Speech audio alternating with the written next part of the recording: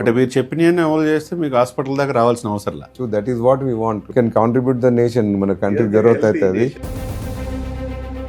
దాదాపు 1000 మందికి ఉపాధి కల్పిస్తున్నారు. అల్టిమేట్ గా ఈ జర్మంటన్ హాస్పిటల్ ని ఏ స్థాయిలో భవిష్యత్తులో చూడాలని మీరు కోరుకుంటున్నారు? బై పబ్లిక్ గుడ్ విల్ వాళ్ళకున్న రిజల్ట్స్ తోని we're expanding to branches. So మా ఉద్దేశం ఇప్పుడు బాంబేలో క్లినిక్ ఉంది, అట్లనే పాన్ ఇండియా కూడా మేము వేయాలనుకున్నాం. So we want to reach to wherever we can and give them the best service. Doctors కి సర్జరీ చేసే వాళ్ళు కూడా రీసెర్చ్ అనేది ఉంటుందండి. We are more the German focus hospital మాది. సో జర్మన్ టెక్నాలజీకి మేము ఇన్కార్పొరేట్ చేస్తాం. సో వాళ్ళు ఇక్కడ వస్తారు, మేము అక్కడ వెళ్తాం. అక్కడ ఉన్న సర్జరీ ఎట్లా అవుతుంది జర్మనీలో, సేమ్ సర్జరీ మా అక్కడ ఇక్కడ అవుతుంది.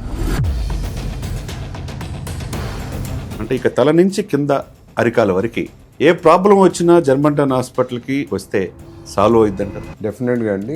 As far as I'm proud to say have a very good team. Scoliosis వంకరైన స్పైన్కి కూడా మేము స్పైనల్ సర్జన్స్ ఉన్నారు మా అక్కడ.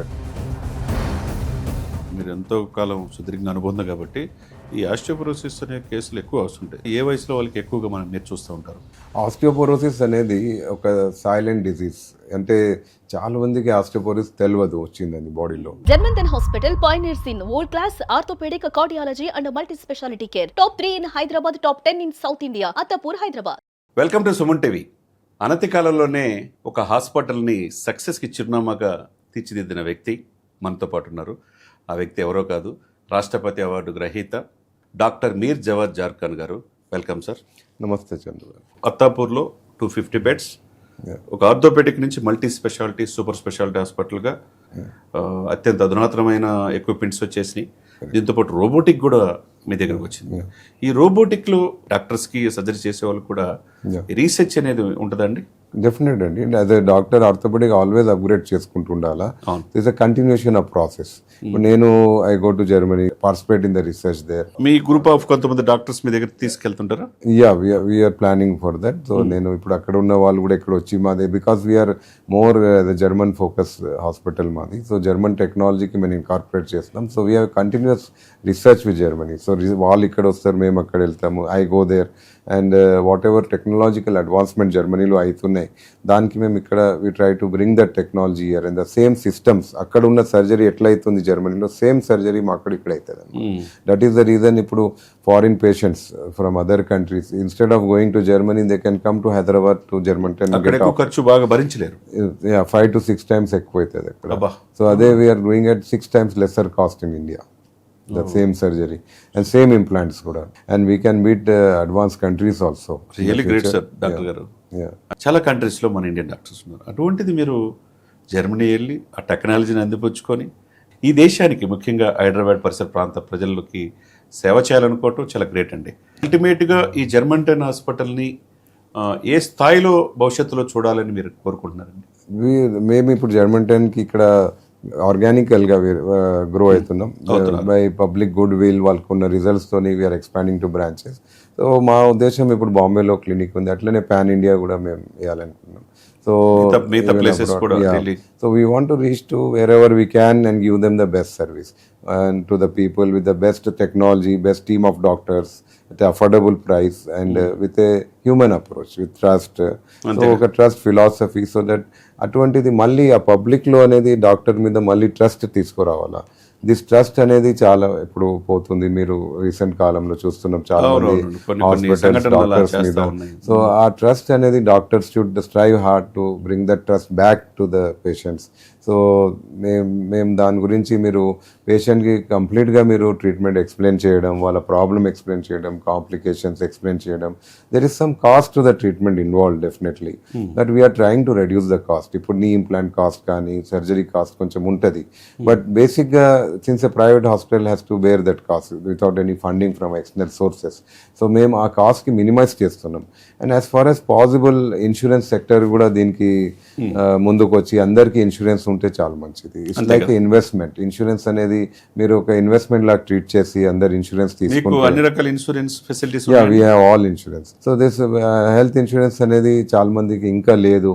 So public should consider that as a investment rather than అది ఒక ఎక్స్పెన్స్ కాకుండా ఒక ఇన్వెస్ట్మెంట్ లాగా ఫ్యామిలీ ఇన్సూరెన్స్ చేసుకుంటే దే కెన్ ఉపయోగపడుతుంది. You need not suffer financial loss. అంటే later on insurance people can give it and you can definitely save a lot of money in that thing and get best treatment. So that is one aspect we have to promote from the government. Definitely government బాగా support ఉంది health care సెక్టర్కి. At the same time public awareness insurance సెక్టర్లో కూడా ఉంటే better. మీరు as a orthopaedic డాక్టర్గా అంటే ఇక తల నుంచి కింద అరికాల వరకు ఏ ప్రాబ్లం వచ్చినా జర్మంటన్ హాస్పిటల్కి డాక్టర్ మీర్ జవాద్ జార్కర్ అండ్ టీం దగ్గరికి వస్తే సాల్వ్ అవుద్దంటారా? డెఫినెట్గా అండి. As far as I'm proud to say have a very good team. మా అక్కడ ఆర్థోపెడిక్లో మీరు పిల్లల నుంచి ఓల్డ్ ఏజ్ నుంచి ఎనీ ప్రాబ్లం మీరు స్పైన్ చూడండి, స్కోలియోసిస్ వంకరైన స్పైన్కి కూడా మేము స్పైనల్ సర్జన్స్ ఉన్నారు మా అక్కడ టీమ్.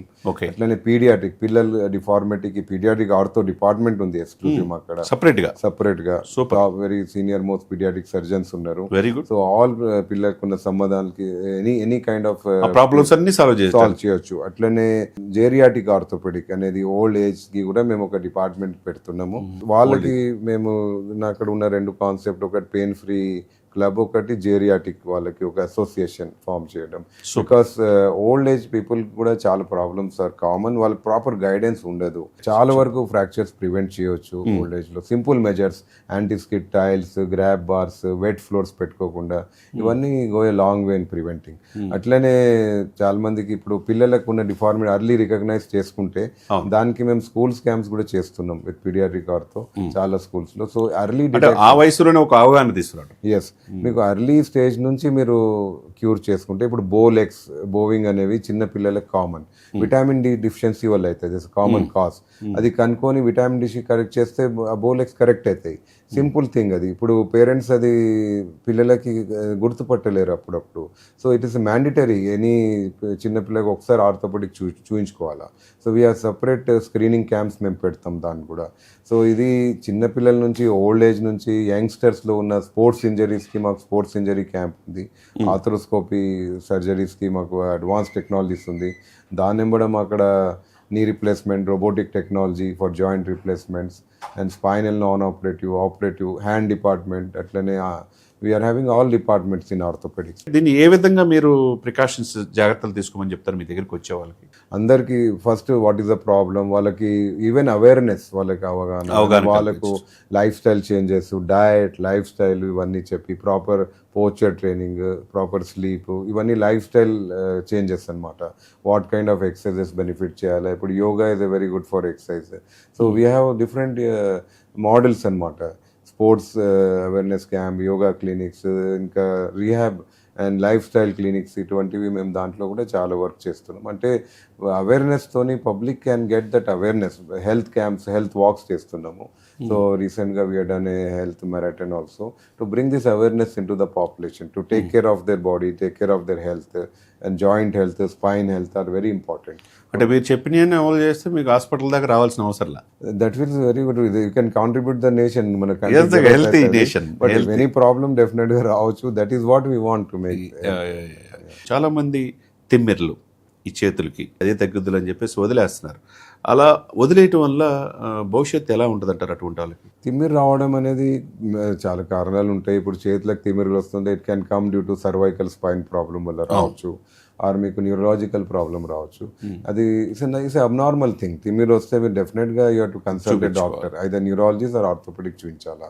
అది డయాగ్నోస్ చేయడం చాలా ఇంపార్టెంట్. ఇప్పుడు చాలా వరకు డయాగ్నోసిస్ ఇస్ ద ఇంపార్టెంట్. మీకు ఏం ప్రాబ్లం ఉంది, that's the where we come in to picture. Orthopaedic doctors కానీ వేరియస్ డాక్టర్స్ మీకు ప్రాపర్ డయాగ్నోస్ ఇచ్చి ప్రాపర్ గైడ్ చేసే డాక్టర్ ఉండాలా.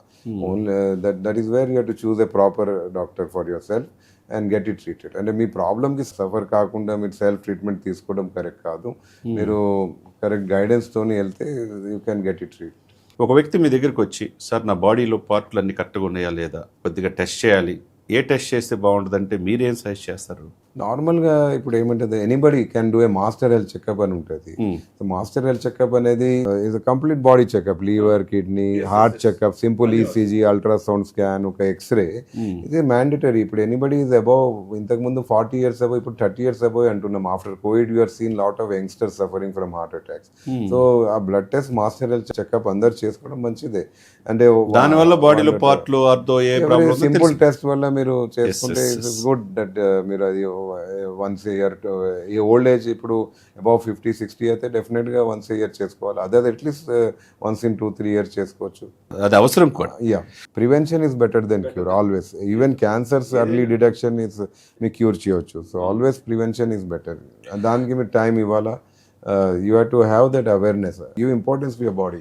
అంతే కదా. You have to invest in your body. And sir అదేవిధంగా సార్ చాలామంది ఏదైనా చిన్న ప్రాబ్లం వస్తే ఫోన్లో సెర్చ్ చేయటం, గూగుల్లో ChatGPTని అడగటం, ఏమంటే దాని ప్రకారం సొంత వైద్యం చేస్తూ ఉన్నారు.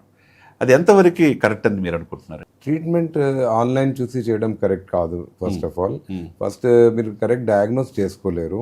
సింపుల్ థింగ్స్ లైక్ మీరు ఎక్సర్సైజ్ కానీ ఇవి చూసుకోవచ్చు యూట్యూబ్లో కానీ. ఇప్పుడు ఆన్లైన్ చూసి మీరు కొన్ని ఎక్సర్సైజ్ చేసుకోవచ్చు, నో ప్రాబ్లమ్. సడన్ టిప్స్ ఇప్పుడు చాలా డాక్టర్స్ ఇప్పుడు ఇన్స్టాగ్రామ్లో కానీ ఆన్లైన్ ఇస్తున్నారు. ఓకే, మీరు కరెక్ట్ ఇప్పుడు ఉన్న డాక్టర్స్ క్రెడెన్షియల్ చూసి కూడా మీరు అడ్వైస్ తీసుకోండి. డాక్టర్స్ని అడగట్లేదు, సొంత వైద్యం చేసుకుంటారు ChatGPTని అడిగి. అది కరెక్ట్ కాదు. అది మిస్గైడ్ అయిపోతారు మీరు. ఎందుకంటే ఐ షో వన్ ఎగ్జాంపుల్. రీసెంట్గా some time back a patient he's come to me. అతను బ్లడ్ రిపోర్ట్స్లో కొన్ని వాల్యూస్ ఎక్కువ వచ్చినాయి. అంటే ఇది మనం CBP చేస్తే వైట్ బ్లడ్ కౌంట్ అవి ఇవి చేసుకొని అతను దానికి బాగా రీసెర్చ్ చేసిండు ChatGPT. దీంట్లో చూసుకున్న తర్వాత ఆ వైట్ బ్లడ్ సెల్ ఎక్కువైతే బ్లడ్ క్యాన్సర్ అనేది ఆయన మైండ్లో వచ్చేసింది.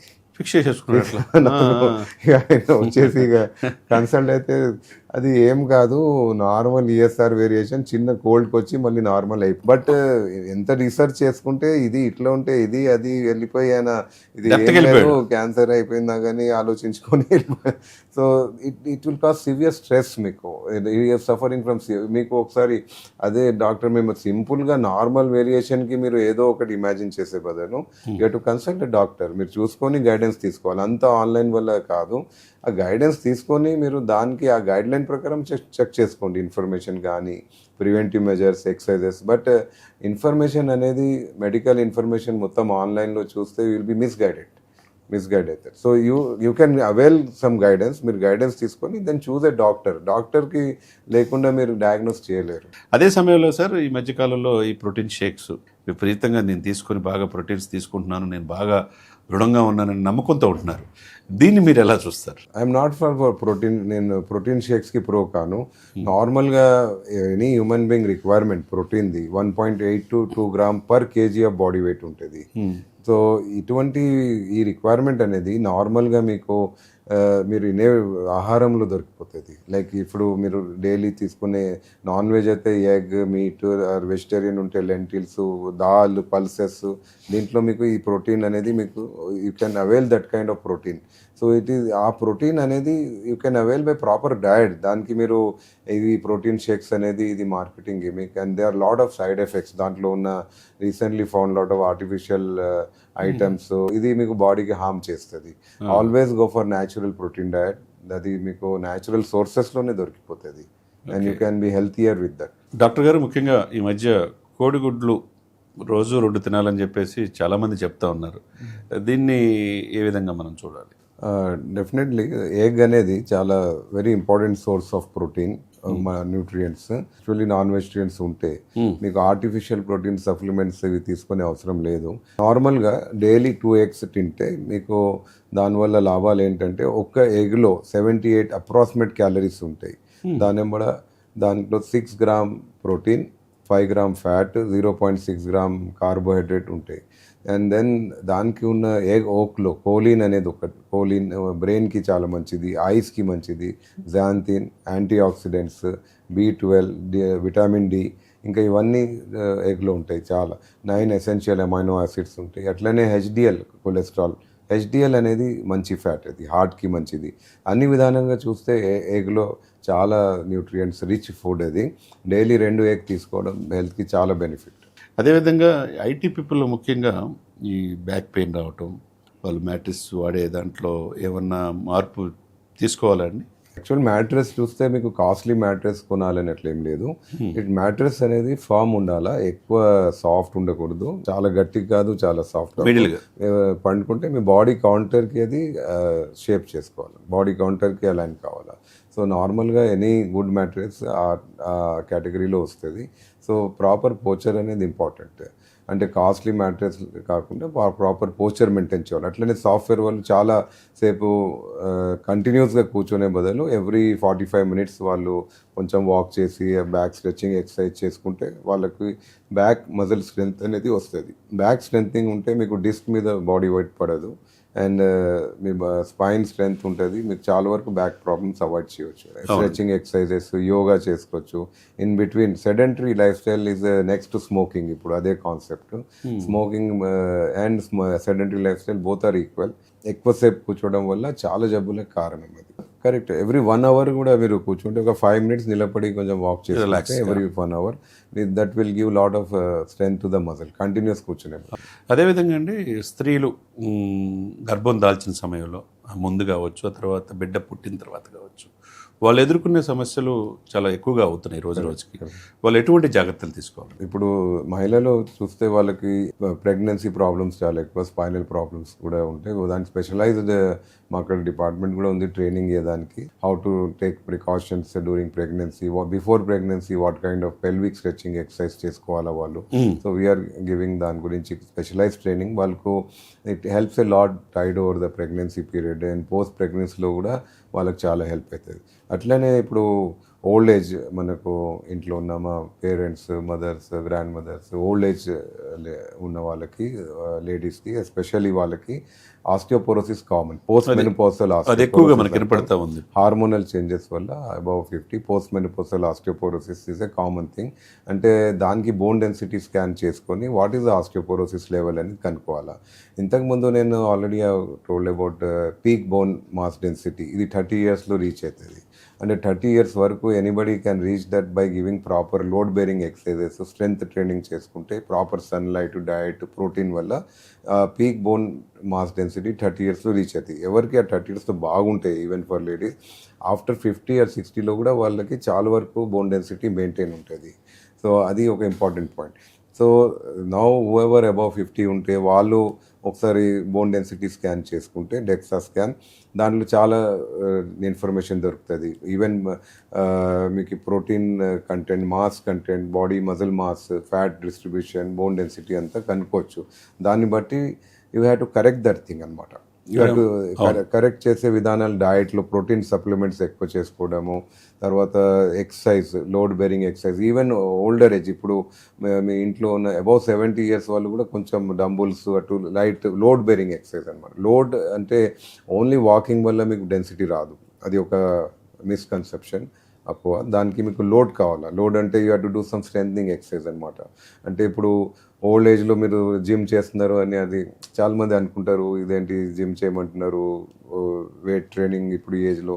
But that kind of thing అది మిస్కన్సెప్షన్. మీరు వెయిట్ చేస్తేనే బోన్కి డెన్సిటీ వస్తుంది అనమాట.